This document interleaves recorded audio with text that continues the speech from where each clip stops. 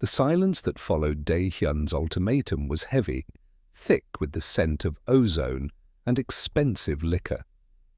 Zora didn't blink, though the weight of his gaze felt like a physical pressure against her skin. She had come prepared for a cage. She just hadn't expected the bars to be made of his shadow. "Is that a yes or a no, Zora? My patience has a very short fuse, and Silas Vane's men are likely circling the block as we speak." Dae-hyun stood, his sharp, dark suit catching the dim light. He was a mountain of a man, composed and terrifying, the great honor of his name manifesting as a cold, immovable grace. "Yes," she whispered, her voice finally catching. "I'll stay. I'll be yours." He didn't celebrate. He simply nodded to the two massive men flanking the booth. "Clear the back exit. If a single camera flash goes off, break the lens and the hand holding it." He turned back to Zora, his hand ghosting near the small of her back, not touching, but marking the space. "Move." The transition was a blur of motion and steel.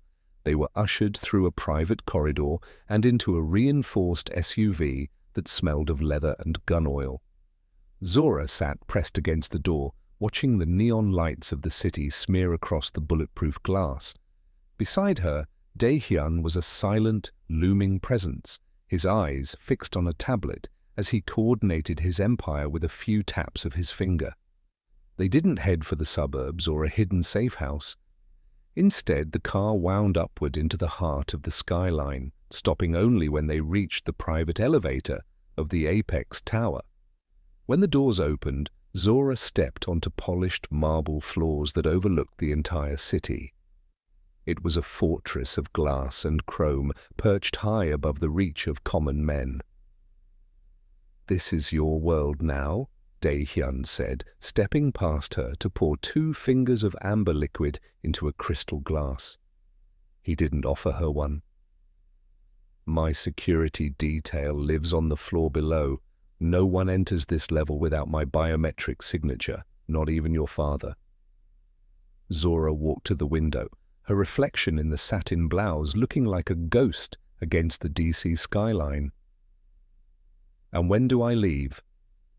Dae-hyun crossed the room, his footsteps silent until he was standing directly behind her. He reached out, his fingers finally brushing the stray curls at the nape of her neck. The contact sent a jolt of pure electricity through her, a reminder that the man who saved her was the same man who had spent a decade trying to destroy her bloodline. "You don't," he murmured into her ear. "The transaction is complete, Zora. You gave up the right to leave the moment you walked into my club. You're safe from the world, but you're stuck with me." The first night in the penthouse felt less like a sanctuary and more like a siege. While the city glittered thousands of feet below, the interior of the apex tower was a landscape of cold marble and stifling silence. Zora stood in the center of the sprawling living area, her ivory blouse now wrinkled, a stark contrast to the dark, masculine shadows of Dae-hyun's world. The tension wasn't just between her and the man who had claimed her, it was in the air itself. Every time a door opened, she felt the weight of a dozen unseen eyes. Dae-hyun's inner circle, men with scarred knuckles and eyes that had seen too much, didn't hide their disdain. They moved through the periphery of the suite like sharks, their hushed whispers carrying the sharp edges of suspicion. To them, she wasn't a woman in need, she was a Vance. She was the blood of the man who had sent their brothers to prison and nearly burned their business to the ground. "She's a Trojan horse, boss," a voice hissed from the kitchen alcove.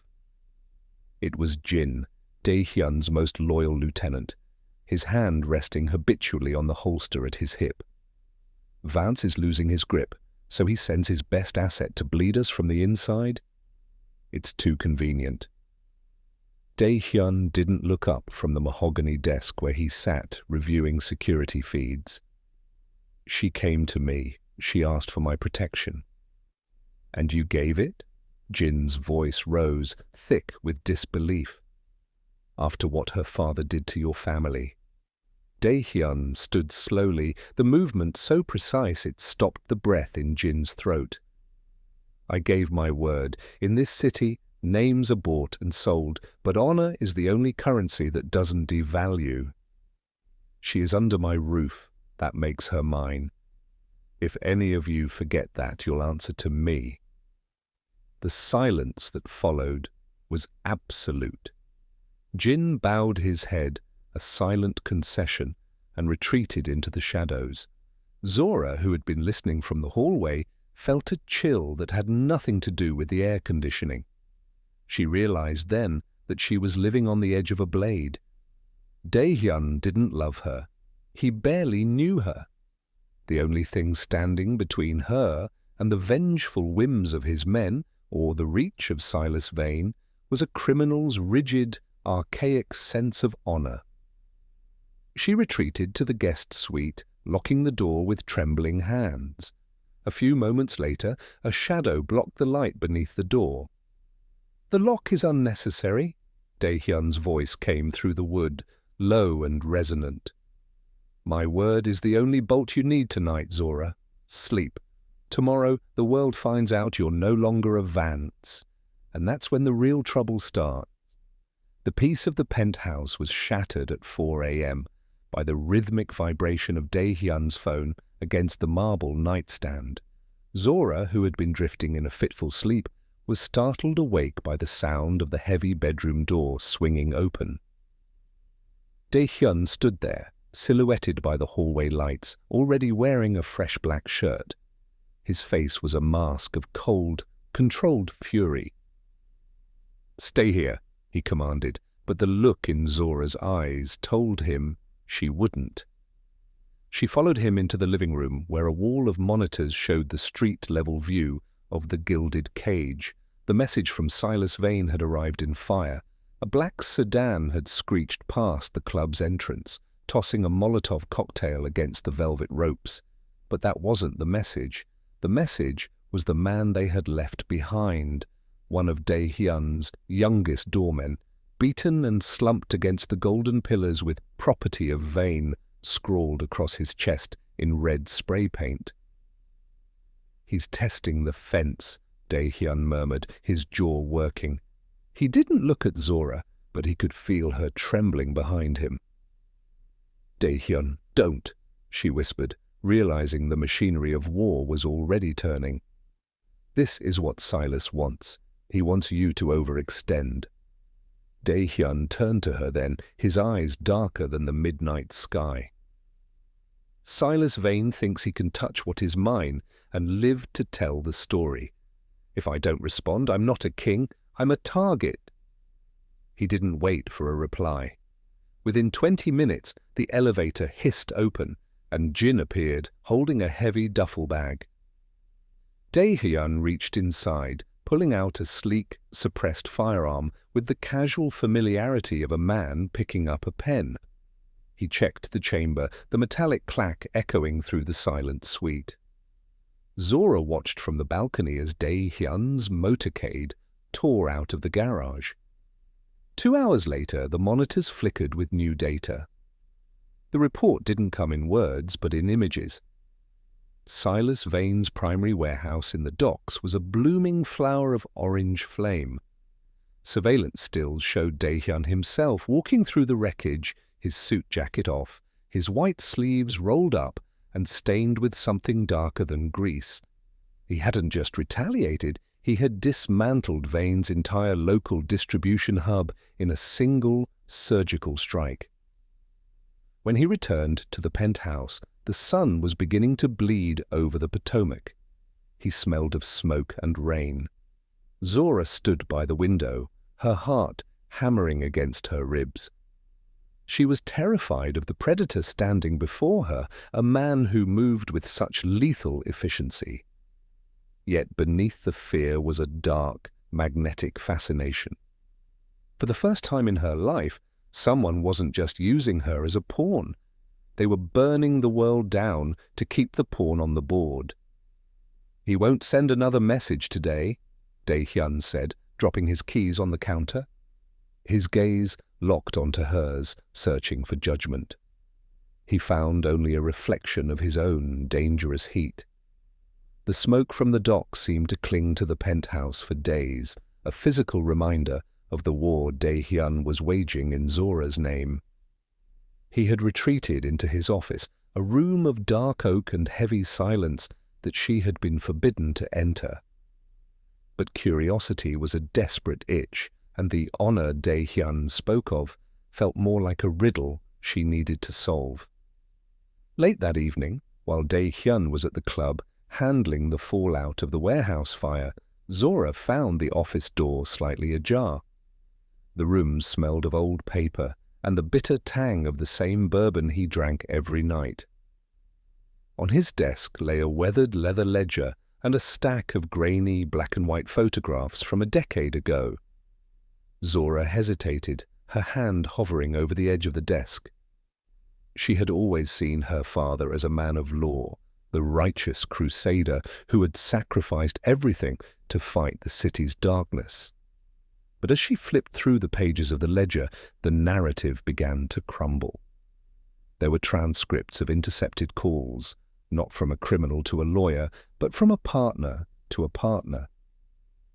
The handwriting was unmistakable, her father's elegant cursive script.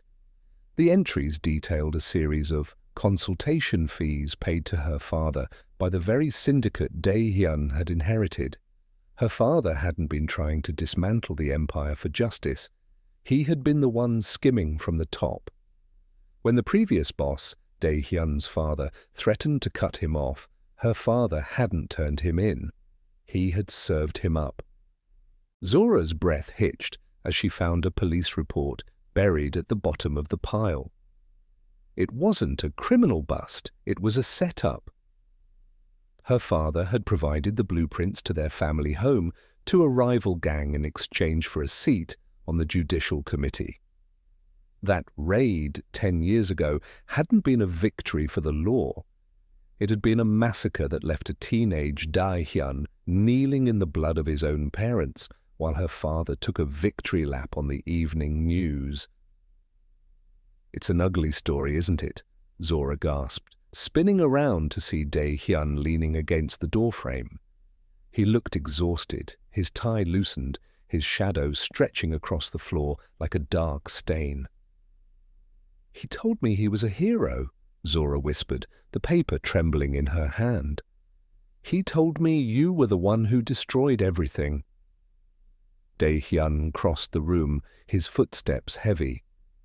He didn't snatch the files away. He stood close enough that she could feel the heat radiating from his chest. "Your father didn't just break the law, Zora. He broke the code. He used my family to build his pedestal, and then he used you to pay his debts." He reached out, taking the photograph of his parents from her numb fingers. "I don't hate you because you're a Vance. I hate that I'm the only one left who remembers the truth about the man you call father." The betrayal tasted like ash in her mouth. She looked up at him, seeing the great honor in his name, not as a joke, but as a burden he had carried alone. The transformation took 3 hours and a team of silent women who moved like ghosts. When they were finished, Zora stood before the mirror, in a gown of midnight blue silk that clung to her curves like a second skin. It was the color of a bruise and the weight of a suit of armor. Around her neck sat a choker of black diamonds, Dae-hyun's mark. It felt like a velvet leash, heavy and cold against her throat. "You look like a queen," Dae-hyun said, appearing in the reflection behind her. He wore a tuxedo that made him look like a lethal weapon wrapped in velvet. "But tonight, everyone in that ballroom will call you a traitor. Can you handle that?" Zora met his eyes in the glass. The truth she had discovered in his office had burned away the last of her childhood illusions. "They've been calling me a pawn my whole life.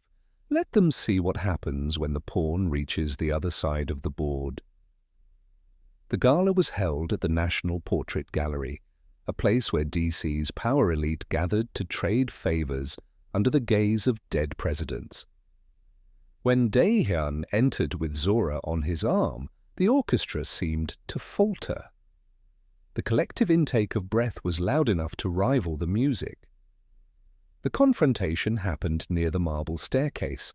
Her father, Judge Vance, stood with a glass of champagne in a shaking hand, his face purpling with a mixture of shame and fury. Beside him stood Silas Vane, a man with a serpent's smile and eyes that lingered on Zora with a sickening proprietary hunger. "Zora, get away from that animal this instant," her father hissed, stepping forward. "Do you have any idea what this looks like? The scandal—" "The scandal isn't me, father," Zora interrupted, her voice clear and cutting through the surrounding whispers.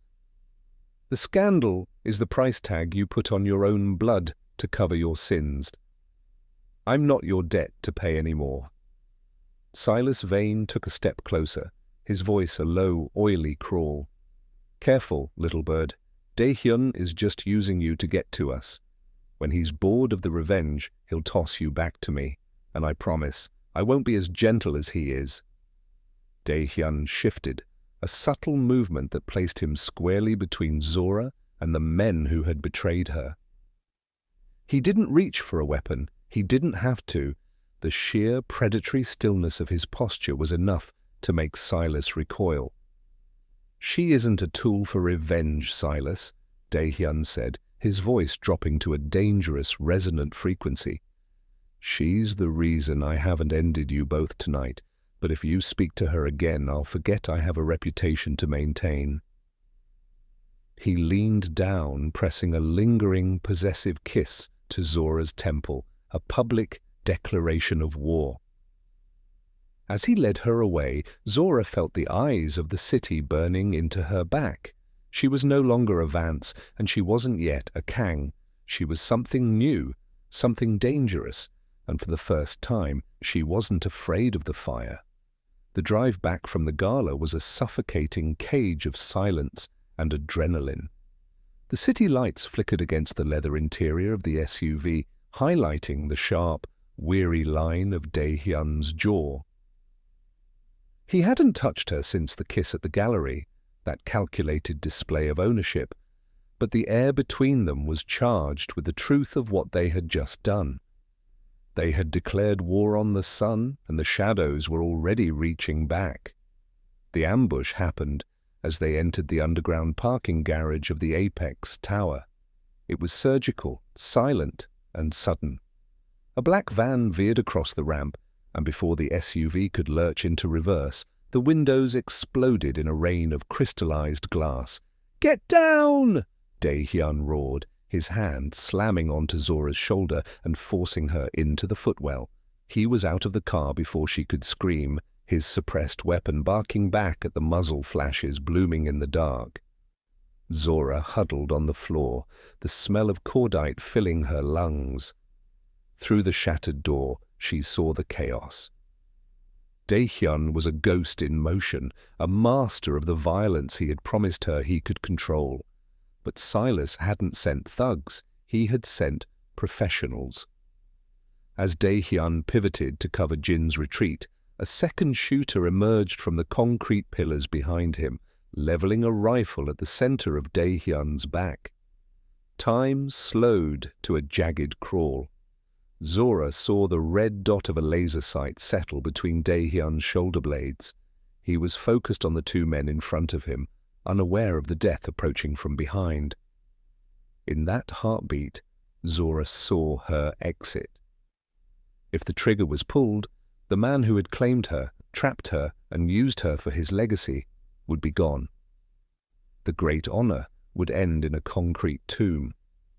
She could run into the dark, disappear before the police arrived, and finally be free of both her father's debts and Dae-hyun's leash. Instead, her hand moved before her mind could protest. She lunged from the car, her midnight blue silk gown tearing as she grabbed a heavy, discarded fire extinguisher from the wall bracket near the SUV. She didn't think. She swung with a primal, guttural cry. The metal cylinder collided with the shooter's head just as he squeezed the trigger. The shot went wide, ricocheting off the SUV's frame with a deafening metallic ping. Dae-hyun spun, his eyes wide with a rare, naked shock as he saw Zora standing over the slumped assassin, her knuckles white, her breath coming in ragged gasps. He moved with predatory speed, neutralizing the remaining threats before grabbing Zora by the waist and pulling her behind the safety of a concrete pillar. He didn't check for more shooters, he checked her. His hands were frantic as they searched her face, her arms, her neck. "You should have stayed in the car," he rasped, his voice breaking for the first time. "You could have let him kill me. You would have been free." Zora looked up at him, her hair falling from its sophisticated pins, her black diamond choker glinting in the dim light. "I don't want the kind of freedom that comes from watching you die, Dae-hyun." The realization hit him harder than any bullet. He didn't just own her anymore, she had chosen him. In the days following the ambush, the air in the penthouse shifted from the stagnant chill of a museum to the humming vibration of a war room. The midnight blue silk gown was gone, replaced by tactical fabrics and the weight of a different kind of armor. Dae-hyun no longer sat behind his desk, watching Zora from a distance. He stood behind her in the private gym, his calloused hands guiding hers as they gripped the cold steel of a handgun. "Do not think of it as a weapon," he murmured, his chest pressed against her back, his breath warm against her ear. "Think of it as the boundary between your life and their reach. You are the one who decides where that line is drawn." The physical proximity had changed. It was no longer the calculated, performative touch of the gala, but something raw and grounded. When he corrected her stance, his hands lingering on her hips, the spark between them was a shared current of survival. Dae-hyun realized with a jarring clarity that his obsession had mutated. He had taken her to spite her father, to possess the ultimate prize of a 10-year blood feud. But as he watched her sweat, watched the determination burn in her eyes as she mastered the rhythm of the firing range, he realized he didn't want a prize. He wanted a partner. "You're staring," Zora said, lowering the weapon and turning to face him. The natural curls he had once seen as a sign of her vulnerability were damp with effort, framing a face that had grown hard and beautiful in the forge of the last few weeks. "I'm seeing you," he corrected quietly. "The woman who saved my life when she had every reason to let it end. I spent a decade thinking the Vances only knew how to take. You taught me I was wrong." He reached out, his thumb brushing a smudge of gunpowder from her cheek. The gesture was uncharacteristically tender, a crack in the granite mask of the man the city feared. In that moment, the transaction was officially dead. The debt was gone, replaced by a growing, dangerous equality. "Silas won't stop," she warned, leaning into his touch despite herself. "And my father will try to use the law to drag me back into the dark." "Let them try," Dae-hyun said, his voice dropping to that low, possessive register that no longer felt like a threat, but a promise. "I taught you how to shoot, Zora. Now I'm going to teach you how to lead. We aren't just defending this penthouse anymore. We're going to take everything they think they own." As they stood together in the heart of his fortress, the lines between protector and protected blurred into a single, unified force. The king had found his queen, and the city had no idea the fire that was about to descend. The message arrived not through a burner phone or a cryptic digital trail, but via a handwritten note delivered to the Apex Tower lobby. It was her father's stationery, smelling faintly of the expensive cedarwood he used in his study. Zora, I have the evidence, the records that will destroy Silas and clear your name. Meet me at the old boathouse. One last time, let me be the father you deserved. Dae-hyun watched her read it, his eyes tracking the flicker of hope she couldn't quite extinguish. It's a trap, Zora, he said, his voice a low warning. A man like your father doesn't find a conscience overnight. I know, she replied, her voice steady as she tucked a compact 9mm into the small of her back, the tool he had taught her to use. But if there's even a ghost of a chance those records exist, I have to take it. I won't spend the rest of my life as a ghost in your penthouse. Dae-hyun didn't stop her. Instead, he shadowed her through the fog-drenched docks, a silent phantom in the mist. The boathouse was a skeletal ruin of rotting wood and rusted iron. Judge Vance stood in the center of the floor, looking fragile and aged in his trench coat. When Zora stepped into the light, he opened his arms, his eyes wet with apparent relief. My brave girl, you came. The records, father, Zora said, keeping 10 feet of distance. Where are they? In due time, he murmured. He stepped closer, his hand shaking, as he reached for her face. I've made a deal, Zora, a way out for both of us. Silas has agreed to drop the debt. He's agreed to let the past stay buried. All you have to do is come home. Home? Zora's laugh was a jagged shard of glass. You sold me to a monster to save your seat on the bench. There is no home left. You don't understand, her father erupted, his desperation finally breaking the mask. Dae-hyun is going to kill me, Zora. He has the ledger. He has the transcripts. If I don't give you back to Silas, Silas will leak everything to the DOJ. I'll die in a cage.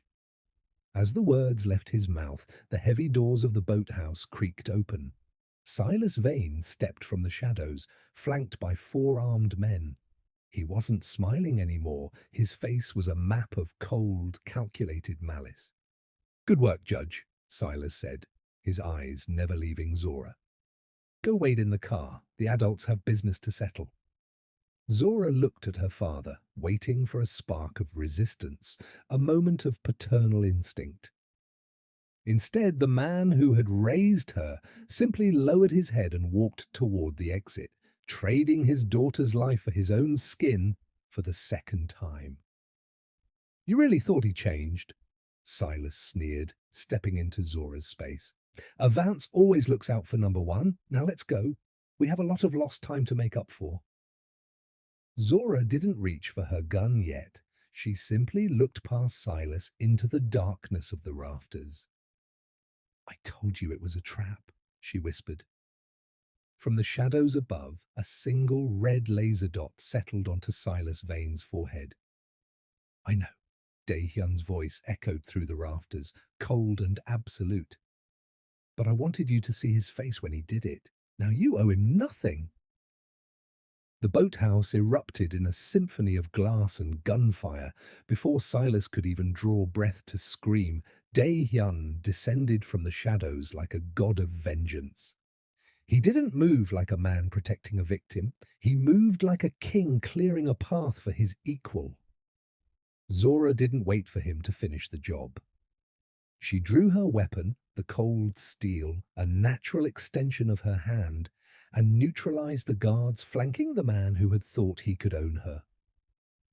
Silas Vane fell to his knees, his power evaporating in the damp dockside air.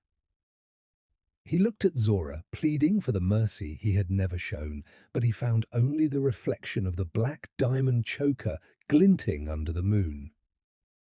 The debt is settled, Silas, she said, her voice a calm, lethal bell. But not by me, by the truth. They didn't just kill their enemies, they erased them. Over the next 48 hours, the city watched in stunned silence as the ivory towers of the Vance legacy crumbled. Using the files Zora had decrypted and the connections Dae-hyun had forged in the shadows, they bypassed the corrupt local bench. They leaked the ledger to the one federal task force Dae-hyun knew couldn't be bought. By sunrise, Zora's father was being led away in handcuffs from his own courtroom, his reputation a charred ruin. Silas Vane's empire was dismantled in a single afternoon, his assets frozen and his untouchable status stripped by the very system he had manipulated. When the dust settled, the narrative of the city had shifted forever. The media called it a scandal, the elite called it a massacre. But the streets knew the truth. A week later, the gilded cage reopened its doors. The room went quiet, not out of fear, but out of a new, profound respect. Zora walked through the velvet ropes, no longer wearing the ivory satin of a desperate girl, but a sharp, tailored suit of obsidian black. She didn't walk behind Dae-hyun, she walked beside him. They reached the VIP booth where it had all begun. Dae-hyun sat, but this time he reached out and took Zora's hand, lacing his fingers with hers in plain view of everyone who had once doubted her. The great honor of his name was finally a reality, reflected in the woman who had turned a blood feud into a dynasty. "You asked me once when you could leave," Dae-hyun murmured, his voice thick with a warmth the world would never hear. Zora looked out over the empire they had built together, her eyes bright with the fire of a new beginning. "I'm exactly where I belong." The daughter of the enemy was gone. In her place stood the queen of the empire, and for the first time in 10 years, the city's dawn felt like a promise instead of a threat.